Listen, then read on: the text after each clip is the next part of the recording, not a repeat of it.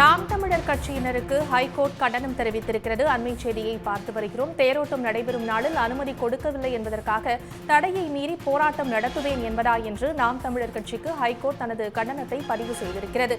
சட்டத்தின் முன்பு அனைவரும் சமம் என்றும் நீதிபதி காட்டமாக தெரிவித்திருக்கிறார். அண்மை செய்தியை பார்த்து வருகிறோம்.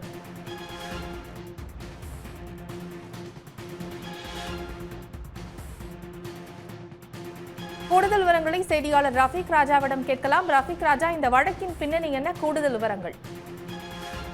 நிச்சயமாக சிவகங்கை மாவட்டம் மடப்புரம் காளியம்மனுடைய கோவில் காவலாளி அஜித்குமார் கடந்த 28ஆம் தேதி காவலர்களால் அடித்து கொலை செய்யப்பட்டார். இந்த வழக்கு தற்போது சிபிஐ வழக்கு விசாரணை நடைபெற்று வருகிறது. இந்த விவகாரத்தில் அந்த காவலர்களை கண்டித்து நாம் தமிழர் கட்சியின் சார்பாக இன்று ஆர்ப்பாட்டம் நடத்துவதற்கு தான் அனுமதி கோரியிருந்தனர். குறிப்பாக இன்று ஆர்ப்பாட்டம் நடத்த சம்பந்தப்பட்ட காவல்துறையிடம் அனுமதி கோரி விண்ணப்பித்திருந்த போது பல்வேறு காரணங்களால் காவல்துறையினர் அனுமதி மறுத்திருந்தனர். இந்த அனுமதி மறுத்ததை ஏற்றுக்கொள்ள முடியாது, தங்களுக்கு போராட்டம் நடத்த அனுமதிக்க வேண்டும் என்று நேற்று நாம் தமிழர் கட்சியினுடைய மாநில ஒருங்கிணைப்பாளர் ஈஸ்வரன் தான் உயர்நீதிமன்ற மதுரை கிளையில் ஒரு முறையீடு செய்திருந்தார்.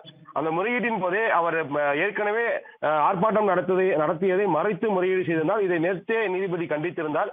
இந்நிலையில் இந்த வழக்கு சம்பந்தமாக காவலர்கள் தரப்பில் பதில் மனு தாக்கல் செய்ய நேற்று உத்தரவு பிறப்பிக்கப்பட்டது. இந்நிலையில் இந்த வழக்கு மீண்டும் நீதிபதி புகழேந்தி முன்பாக விசாரணைக்கு வந்தது.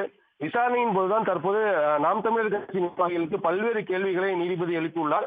குறிப்பாக நேற்று அனுமதி மறுத்து உத்தரவு பிறப்பித்திருந்த போது அனுமதி மீறி நாங்கள் போராட்டம் நடத்துவோம் என ஒரு பொதுவெளியில் பேசுவது எவ்வாறு ஒரு அரசியல் கட்சிக்கு ஒரு நாகரிகமாக இருக்கும் என்ற கேள்வி எழுப்பியுள்ளார்.